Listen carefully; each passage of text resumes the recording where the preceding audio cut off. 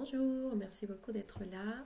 Je vais parler un petit peu plus des mémoires transgénérationnelles parce que c'est pas très bien compris encore et je vais donner différents exemples pour que vous puissiez mieux comprendre et l'intégrer, que ça devienne un outil de votre petite boîte et que vous puissiez le faire tout seul chez vous, faire ces processus de commencer à observer comment des fois nos ancêtres ou notre système familial se manifeste à travers nous, dans nos actions, dans nos comportements, dans nos réactions, dans nos attitudes.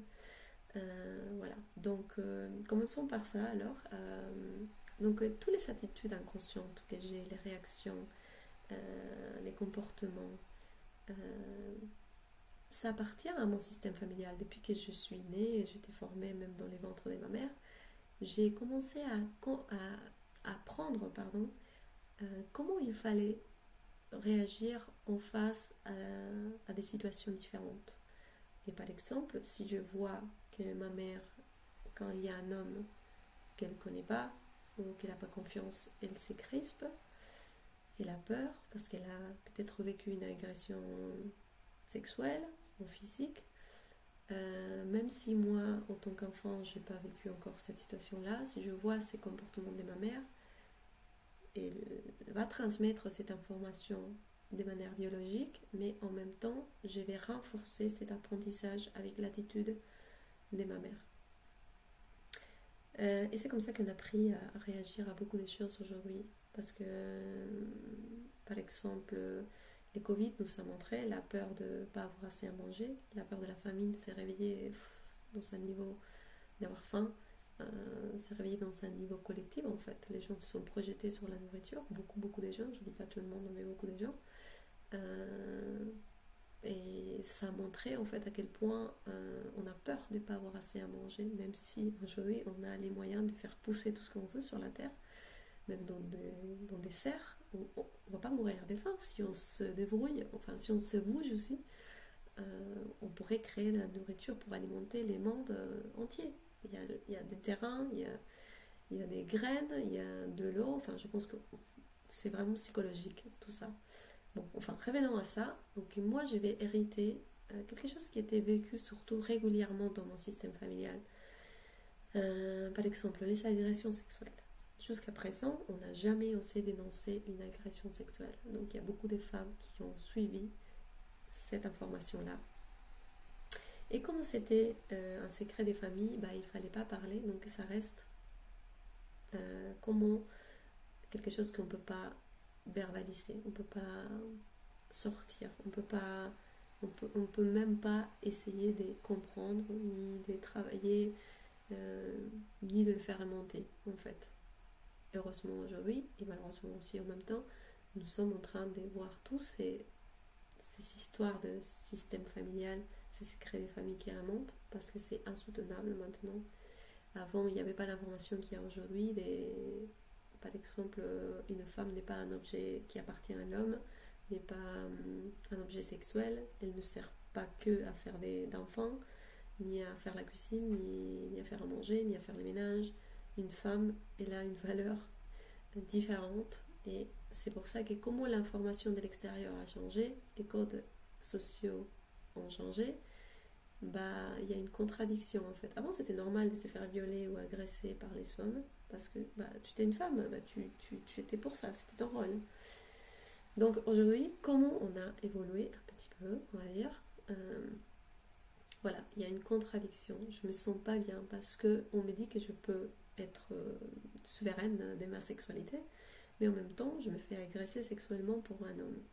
Donc, nous sommes dans cette période de libérer ces mémoires, libérer toutes ces femmes qui ont été agressées sexuellement grâce à la dernière qui a décidé de dénoncer, de ressortir, d'ouvrir, de cristalliser, de subtiliser l'information que je porte dans mon alignée. C'est ça les mémoires transgénérationnelles. C'est vraiment un exemple super simple. Mais on peut l'amener dans n'importe quel autre comportement, comme la colère par exemple, les gens qui sont colériques, qui sont anxieuses, qui agressent. tout ça c'est des apprentissages en fait. C'était tellement vécu avant moi que ça a un poids énorme. Et c'est ce que je voulais vous dire, c'est que si moi aujourd'hui je réalise que je ne suis plus en résonance avec cette information, parce qu'il y a des gens qui sont très bien dans l'agression, qui adorent agresser les autres, je ne dis pas qu'ils s'adorent, mais qu'ils ne réalisent même pas qu'ils sont dans un cycle malsain. Mais ils sont alignés en tout cas. Euh, mais si moi je réalise que non, que moi je n'appartiens pas à cette chaîne, que je ne suis pas là pour reproduire la même information, c'est que moi j'ai la capacité, les moyens, la lumière, la force pour transformer cette croyance, cette attitude, cette réaction, ces comportements des mondes alignés. Nous sommes plusieurs à être des nettoyeurs de notre système familiaux. Nous sommes plusieurs à être les femmes des ménages ou les hommes des ménages, de nos systèmes d'abord, enfin de nous d'abord, parce que c'est aussi un cadeau qu'on se fait à soi. Mais en même temps, je dis une fois qu'on a compris que quand je me guéris moi, quand je me guéris, je dis tout simplement, je deviens conscient de qui je suis. C'est ça se guérir, c'est s'éveiller tout simplement. Bah, je prends plus de responsabilités et c'est là où je commence à m'occuper de mon système familial. Je dis c'est pour ça qu'on passe à travers un système familial. Sinon, on serait déjà tous faits, créés dans une cubeuse et on n'aurait pas besoin de passer par une famille. Je dis la famille a deux sens, enfin un bon sens et un mauvais sens. On va commencer par les mauvais sens.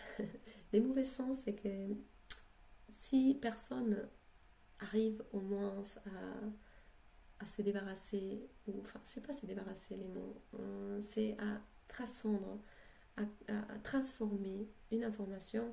En fait, la famille devient tellement lourde, tellement dense, que vous pouvez le voir peut-être dans votre famille, il y a beaucoup trop d'histoires maintenant. Viol, abus, trahison, abandon, tout ce qu'il faut.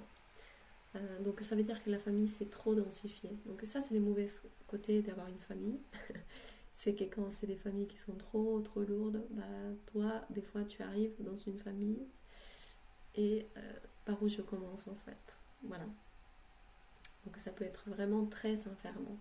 Mais les bons côtés de la famille, c'est que si ton âme, en tout cas si ton âme a décidé de faire ces chemins de l'héros, je vais bien dire, de dire allez, je vais vraiment aller jusqu'au bout et comprendre à quoi ça sert tout ça. Et c'est là où en fait tu commences à rencontrer tout le monde, tu commences à rencontrer tes parents d'abord, à rencontrer tes grands-parents, tes frères, tes sœurs, toutes les personnes qui ont partagé avec toi. Et tu commences à les rencontrer et à voir la maestrie, l'apprentissage, la leçon cachée derrière, l'amour qu'il y a derrière cette apparence en fait. Et tu peux passer à travers ta famille et aller vers ta famille d'âme en fait. La famille n'est pas tout dans la vie. La famille est la première partie de notre apprentissage. On a besoin de ça encore pour pouvoir... un bébé, il ne peut pas s'allaiter tout seul, il ne peut pas s'échanger la couche tout seul. Enfin, on a besoin d'une famille. Heureusement que ça existe. Mais je dis, il y a un âge où il faut partir, laisser la famille pour aller vers autre chose de plus grand qui est l'espèce humaine en tout cas. Pour moi, ma famille aujourd'hui c'est ça. Mais tout en gardant les outils que cette famille t'a pu donner.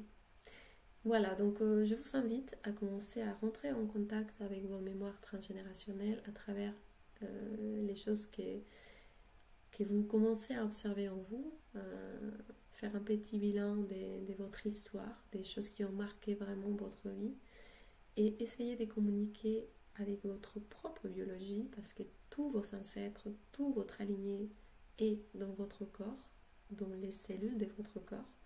Donc vous pouvez communiquer avec eux, parler avec eux. Et si au début vous avez un peu peur de parler avec votre propre corps, essayez de commencer à mettre quelque chose qui symboliquement représente, par exemple commencer avec ses parents, et parler et commencer à poser la question sans savoir forcément la réponse et dire pourquoi. Qu'est-ce que tu veux me montrer? Qu'est-ce que je dois voir de tout ça? Qu'est-ce que je ne vois pas encore parce que je suis trop dans la blessure encore? Et commencer à faire son propre chemin, commencer à se permettre aussi ces petits tours qu'on doit faire d'une leçon en fait. Ça passe par un processus obligatoire pour tout le monde qui est l'expression, l'expérimentation, les deux dans l'inconscience, l'intégration. Je commence à devenir conscient de toute cette expérimentation et cette expression, et la transcendance qui est la dernière phase d'une leçon, un apprentissage qui vient pas nous apprendre vraiment quelque chose, mais nous rappeler de quelque chose. Donc voilà, c'est ce que je voulais partager avec vous. Si vous avez des questions par rapport à ça, je vous en prie de m'écrire, de laisser un commentaire, partager l'information. Merci beaucoup d'avoir regardé cette vidéo et à la prochaine fois. Au revoir.